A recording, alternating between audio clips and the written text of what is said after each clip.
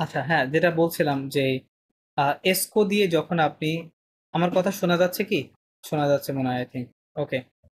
So Essco দিয়ে যখন প্রশ্নটা হবে সেটার আনসার কি হবে? ইয়েস অর নো, ব্র্যাকেটে লিখে দিই, ANSWER, answer will be with EITCR, either yes, no, হ্যাঁ, রাইট, হ্যাঁ।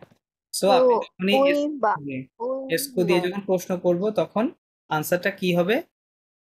জাস্ট ইয়েস অথবা নো, হ্যাঁ, এটা দিয়ে আনসার হবে। ওকে। দেন হচ্ছে কেসকো, হ্যাঁ, কেসকো। কেসকো দিয়ে কি বোঝায়? কেসকো শব্দের একটা স্পেসিফিক অর্থ রয়েছে। কেসকো মানে হচ্ছে হোয়াট। কেসকো মানে কি? হোয়াট। Hmm, right. তো আপনি যখন বলবেন যে, বাংলাতে আমরা বলি না যে তুমি কি খাচ্ছ, রাইট, বা তুমি কি দেখছো, তুমি কি পড়ছো, রাইট, বা তুমি কি পড়ো, রাইট, হ্যাঁ, তুমি কি বুঝছো, রাইট, হ্যাঁ, এরকম, হ্যাঁ, এগুলো। So, এই ধরনের প্রশ্নগুলো যখন বলবেন তখন এই কেসকো দিয়ে বলতে হবে, হ্যাঁ। তো তাহলে কেসকো টু মশ কি হবে? কেসকো টু মশ, হোয়াট আর ইউ ইটিং, তুমি কি খাচ্ছ, হ্যাঁ, তুমি কি খাচ্ছ, এরকম, রাইট। এবং এটার আনসার কিন্তু ইয়েস নো দিয়ে হবে না, ইয়েস নো দিয়ে হবে না, ঠিক আছে, এটার আনসার ভ্যারি করবে। জি, এটা মানে যে কোশ্চেনটা যেমন হবে উত্তরটাও সেই অনুযায়ী দিতে হবে, ঠিক আছে, কোশ্চেনের উপর ডিপেন্ড করে। হ্যাঁ, হ্যাঁ, লাপম বলতে পারেন, উনপম বলতে পারেন, আপনি যেটাই বলতে পারেন, বলেন, সমস্যা। ওকে, তাহলে এসকু কেসকু দিয়ে এভাবে করবো। দেন ডাব্লিউএস কোশ্চেন যেগুলো আছে, লে ম আন্টারোগাসিয়ন, ইন্টারগেটিভ ওয়ার্ডস যেগুলো, ক পোকোয়া, ভাইয়া এইটুকু পড়ায় আর পড়ায় না ভাইয়া, মাথা নিতে পারতেছে না প্লিজ, অনেক গ্রামার। সবার কি একই অবস্থা? এইটুকু, সবাই যদি স্টপ করতে বলে আমি স্টপ করব। হ্যাঁ ভাইয়া, যদি সবাই বলে তাহলে মানে জি। আমার অবস্থাটা বলছি। আচ্ছা, জি ভাইয়া, আমার আমারও প্রবলেম নাই, প্রবলেম আপুরা করতেছে। বললে যাইতে পারে, বাট আদারওয়াইজ আমি নিতে পারতেছি, আচ্ছা, আচ্ছা, আই গেস। ওকে। আমার আচ্ছা, এখানে আপনি এটা আমাকে নেটওয়ার্কে শেষ খুব করতে দেন, প্রবলেম প্রশ্নটা শেষ করতেছে। করি, প্রশ্ন সেকশনটা জি শেষ ভাইয়া, করি, এটাই বলছি, এটাই শেষ করেন না। এটা শেষ করি। ওকে। আচ্ছা, যেটা বলছিলাম যে কি বলে ইন্টারগেটিভ ওয়ার্ডস যেগুলো, হ্যাঁ, ইন্টারগেটিভ যে কমো, কোকোয়া, কম। রাইট, উ, রাইট, হ্যাঁ, কম্বিয়া, এগুলো। সো ইংরেজিতে দেখেন আমরা কি করি, ইংরেজিতে আমরা যেটা করে থাকি বলি যে where, where do you live, right, where do you live. So আমাদের এখানে কি করতে হয়? অতিরিক্ত একটা ভার বানতে হয়, ডু, তাই না, ডু। কিন্তু ইংরেজিতে এই ডু আনার কোনো দরকার নাই, আপনি জাস্ট ইংরেজিতে ফরাসিতে বলবেন, হোয়ার বলবেন, ইউ লিভ, এটুকু বললেই হয়ে যাবে, হ্যাঁ। Do, does, did, will, not, will, এগুলো কিছুই আনতে হবে না। তো আপনি বলতে পারেন কি, উ, উ টু উ আবিদ, উ টু উ আবিদ, টু আবিদ। উ টু আবিদ, এভাবে বলতে পারেন। অথবা এই সেম কথাটা আরেকভাবে বলা যায়, টু আবিদ, টু আবিদ। উ, টু আবিদ, উ, ঠিক আছে। হ্যাঁ ভাইয়া, ইংরেজিতে ফরাসিতে না দেখেন, টু অনেক আবিদ। ভাবেই ভাইয়া, কোশ্চেন করা ভাইয়া যায়, এটা যে ভু দিয়ে এক্স্যাক্ট, বললে কোনোভাবেই হচ্ছে কিভাবে গিয়ে বলবো দিয়ে ভাইয়া? কোশ্চেন করে। সরি, এটা ভু দিয়ে বললে কিভাবে বলবো? ভু আবিদ উ। ভূ তো ভু আর আবিতে হবে না, আবিতে উ। ভূ আবিতে, হ্যাঁ, ভু ভূ, আবিতে উ, এটাই বলছি। ভু আবিতে উ ভুজাবিতে মানে উ, হ্যাঁ, এরকম হবে তখন, উ বা ভুজাবিতে উ, উ। অথবা উ ভুজাবিতে, তাই না, উ ভুজাবিতে উহু এরকম হবে, আবিদে। উ ভুজাবিতে এরকম হবে, এরকম হবে। আরো একটা সিস্টেম আছে, আমি আপনাদেরকে শেখাচ্ছি দাঁড়া। আচ্ছা, তো মানে ফরাসি ভাষাটা খুব বেশি ফ্লেক্সিবল, ঠিক আছে, আপনি শব্দ এদিক ওদিক নিয়ে গেলে কোনো হ্যাঁ, ওরা সমস্যা না নেই। যে কোনো শব্দে, ওটা কোনো ইয়া না, জাস্ট মানে সেন্টেন্সে হইলেই হইলো আর কি, ওয়ার্ড হইলেই গুলি হইলো, ঠিকঠাক রাইট, বলতে এক্স্যাক্টলি, পারলেই, এক্স্যাক্টলি, ওয়ার্ড এক্স্যাক্টলি, গুলি জাস্ট রাইট, মানে ঠিকভাবে পুটিং করতে পারলে ওটা হয়ে যায়। আমি হয়ে অনেক যায়, ভাবে দেখছি, 3-4 ভাবে এক্স্যাক্টলি। ওরা কোশ্চেন করতে পারে। দেখেন, এটা আমি আরেক ভাবে করে দিচ্ছি আপনাদেরকে, আপনি এভাবে বলতে পারেন, উ, ওরা মাঝে দেখবেন অনেক সময় কি করবে, এসকো এর বলবে, মাঝে কি ধরবে, এস এসকো, হ্যাঁ, ভু, এস এ আবিদ, হ্যাঁ, ও এসকো এইট ও আ বি, আবিতে জাবিতে। জাবিতে। এইচ এ জাবিতে। B I T E Z, হ্যাঁ, এরকম। তাহলে কি করবে? ওই যে হুম। ডাব্লিউএস কোশ্চেনের পরে ইমিডিয়েটলি পরেই এসকো কথাটা ওরা অ্যাড করে দিবে, হ্যাঁ, ভেতরে এসকোটা দিয়ে দিবে, বলবে যে উ এসকো বুঝাবিতে, উ এসকো বুঝাবিতে, হুম। তার মানে একই কথা ভাইয়া ও আমরা, তো ওয়ার্ড থাকলোই, তাহলে এসকো কেন দিলাম না, ভাইয়া? হোয়ার ডু, এটা এই এটা এই বোঝানোর জন্য। এই আচ্ছা কোশ্চেনটা আচ্ছা আচ্ছা। মোর স্ট্যান্ডার্ড। এই, না না, ওটা ডুর জন্য না, হ্যাঁ, এখানেও তো ডু ডু আসতেছে, তাই না, না, ডু তো এসকো দিয়ে ডু তো তো ডু এমনি বোঝায় না। আসতেছে, ওটা না থাকলেও আসছে। এটা হচ্ছে মোর ভাইয়া এটা কি একটু standard formal? Kind, right, yes. More formal more standard question, ঠিক আছে, এগুলো ভু এগুলো এসকো জি, এই জন্য এটা বুঝাবিতে করা হয়। ভাইয়া পাশে ফর্মাল লিখে রাখেন তো হুম ভাইয়া, বাট যদিও ভু আছে বুঝতেই হ্যাঁ, পারবো।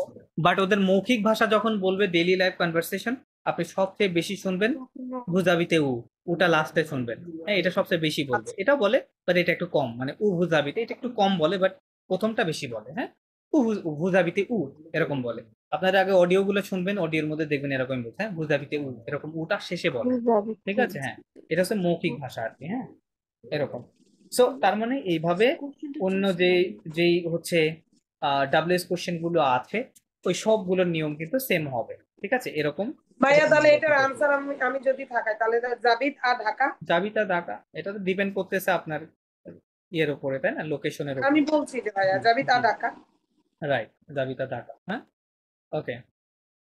দেন হচ্ছে আম, আতোনাসিও, এটাকে কি বলে, আতোনাসিও বা ইন্টোনেশন বলে, তাই না। ইন্টোনেশন, ইন্টোনেশনটা কি?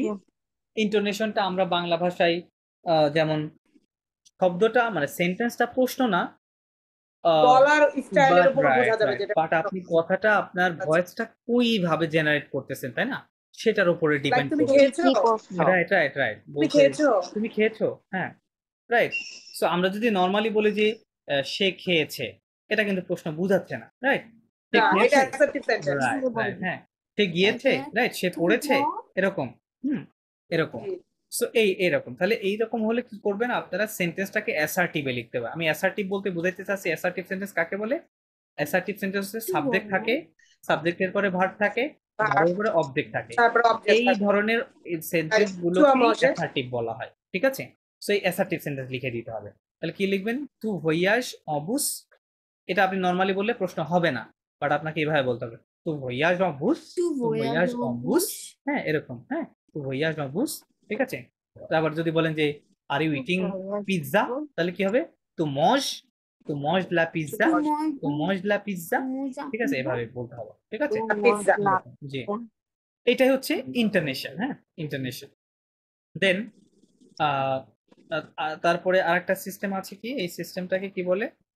আভেরসিও, কি বলে? আভেরসিও, ইনভার্সন। হ্যাঁ, ইনভার্সন শব্দের অর্থ হচ্ছে উল্টে ফেলা, কি করা, উল্টানো, ঠিক আছে। মানে আপনি একটা জিনিস যেখানে ছিল ওটা আপনি উল্টা করে রাখছেন, বা ওটার প্লেসটা চেঞ্জ করে দিয়েছেন, হ্যাঁ, ওটার জায়গাটা চেঞ্জ করে দিয়েছেন, ওটাকেই বলে ইনভার্সন। হ্যাঁ, হ্যাঁ ইনভার্স, ভাই, এটা এই যে তাই কোশ্চেন না। করতাম মাঝে মাঝে, এই যে ভার্ব দিয়ে কোশ্চেন শুরু করে ওরা। Exactly, exactly. দেখেন, আপনি ইংরেজিতে কি আমরা কখনো এরকম বলতে পারেন যে না। স্পিক ইউ ইংলিশ, স্পিক এরকম ইউ হয়? ইংলিশ? নো, এরকম নো, হয়? নো। ইএনজি এটা কখনোই পসিবল না ইংরেজি ডু ভাষায়। You speak English? রাইট, এটা ইংরেজিতে পসিবল না, ক্যান ইউ কিন্তু স্পিক ইংলিশ? এটা ফরাসিতে পসিবল। স্পিক ইউ ইংলিশ এই কথাটা ফরাসিতে পসিবল। আপনাকে বলতে হবে পাগলে, পাগলে টু, পাগলেভু, পাগলে টু পাগলেভু অংলে। অংলে, পাগলেভু, NGLAIS, অংলে, পাগলেভু অংলে, এটাকেই বলে ইনভার্সন। ইনভার্সন তাহলে কি হচ্ছে? ইনভার্সন এরা বলতে চাচ্ছে যে ভার্বটার, এটার নর্মালি এ জায়গা কোথায়? সাবজেক্টের পরে, তাই না। ভার্বটা থাকার কথা কোথায়? সাবজেক্টের পরে টু থাকার পাগলে কথা, অংলে, এটা হওয়া রাইট, উচিত। এটা হওয়া উচিত ছিল, রাইট। কিন্তু যেহেতু ভার্বটা তার প্লেসটা চেঞ্জ করেছে, এটা প্রথমে চলে আসছে, এই জন্য বলতেছে যে এটা ইনভার্সন, হ্যাঁ, উল্টে গেছে আর কি, প্লেসটা চেঞ্জ হয়ে গেছে। হ্যাঁ, এই জন্য তাহলে এরকমও কিন্তু আমি বলবো পাগলেভু অংলে, পাগলেভু অংলে, পাগলেভু ফ্রান্সে। হ্যাঁ, এটা কিন্তু মৌখিক ভাষা, এটা কিন্তু খুব গুরুত্বপূর্ণ। হ্যাঁ, ওরা ফ্রেঞ্চের কথা শুনলে আপনি বুঝতে পারবেন। ওকে। ভাইয়া, আমরা যখন হচ্ছে গিয়ে সাপোজ আমরা যখন কোনো একটা প্যারাগ্রাফ ফর কোনো কিছু লিখবো ফ্রেঞ্চ স্টাইলে, মানে ফ্রান্সের ভাষায়, তখন আমরা কোন স্টাইলটাতে আসলে লিখবো? আচ্ছা, জাস্ট আ মোমেন্ট, আমি একটা মেসেজ দিয়ে, একজন ডক্টর আমাকে ফোন করেছে, ভাইয়া কি আছে? Just a moment.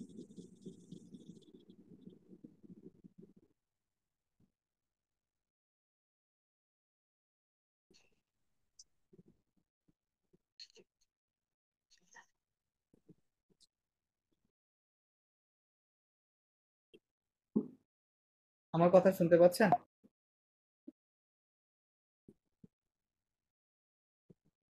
হ্যালো।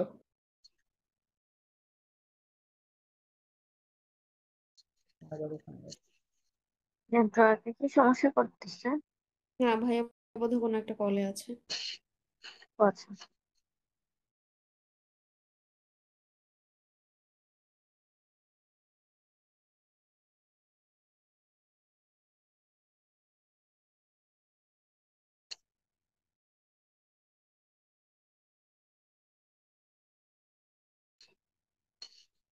ভাইয়া কথা কেটে কেটে আসতেছে।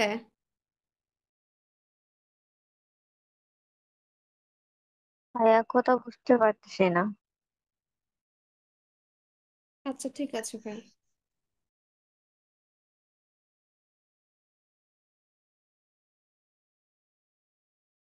হ্যাঁ এখন শুনতে পাচ্ছি। জি ভাইয়া।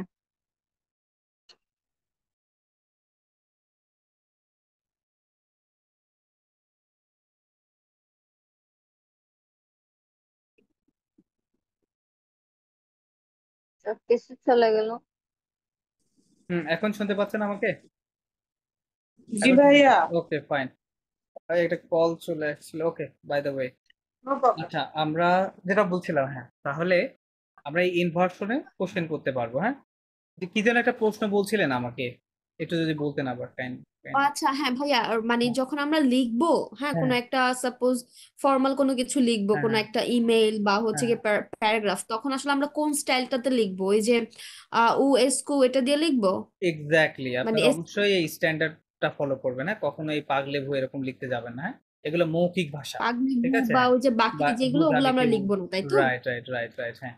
এভাবে আপনি লেখার ক্ষেত্রে বা যখন আপনি মৌখিকের হুম, ক্ষেত্রে রাইট মৌখিকের ক্ষেত্রে ওইটাই বেশিরভাগ ইউজ হয়। Right right. ভাইয়া আমরা রিটেনের ক্ষেত্রে কি এটা লিখতে পারবো, ওই যে উতু জাবিত এরকম ভাবে, নাকি এখানেও এসকুটা দিতে হবে স্কুটা দিলে মোর ফার্স্ট স্ট্যান্ডার্ড, একদম? হ্যাঁ, যে স্ট্যান্ডার্ড লেখা হবে আপনার। হ্যাঁ, স্ট্যান্ডার্ড হবে। তো আপনি একটা স্ট্যান্ডার্ড মেনটেন করবেন ওটাকে। মানে ভালো সেন্টেন্স, যেটা আমরা জি বলি জি জি, ভালো বাংলায় একটা কথা। Exactly, right right. সে স্কুপ বা পুরো স্কুটা হচ্ছে ব্যবহার যে করবেন। হ্যাঁ ফর্মালে। হ্যাঁ, ওকে। লেখার সময় এই এই স্কুপ স্কুটা একটু ব্যবহার করবেন। ওকে, এটা করলে হবে। আচ্ছা, সো তাহলে মাস্কুলার ফেমিনাইন ভাইয়া এইটুকু থাক ভাইয়া, যদি কারো সমস্যা না থাকে। আচ্ছা, তাহলে ঠিক আমরা আছে ভাই, আজকে এই পর্যন্ত থাকুক। টোটাল, হ্যাঁ, 26 পর্যন্ত আলোচনা করতে হ্যাঁ, পারলাম। তাহলে আমরা হচ্ছে নেক্সট ক্লাসে আবার নেক্সট এখান থেকে আর কি আলোচনা করব। 28 সো থেকে। ক্লাসটা আমি রেকর্ড আপনাদেরকে দিয়ে দিব, আপনারা চাইলে আর একটু দেখে নিয়েন, সমস্যা হলে দেখে নিয়েন। জি ভাইয়া, রেকর্ড আর দিবেন আর এই জি জি, পেজটা কি শেয়ার করবেন? হ্যাঁ হ্যাঁ হ্যাঁ, আমি এটা আপনাদেরকে দিয়ে দিচ্ছি। আচ্ছা দেখেন, এখানে এক্সারসাইজের পরে আপনারা আমি অলরেডি আপনাকে দেখিয়েছি, পরে মসে ওরা আসতে আসে একটু দেখাই দিই। আপনারা যদি একটু নিচে যান, সেক্ষেত্রে যেটা দেখবেন, এই প্রতিটা এর উপরে এক্সারসাইজ আছে। হ্যাঁ, এই যে প্রথমে আমরা গ্রামার কি পড়েছিলাম, কি দিয়ে শুরু করেছিলাম?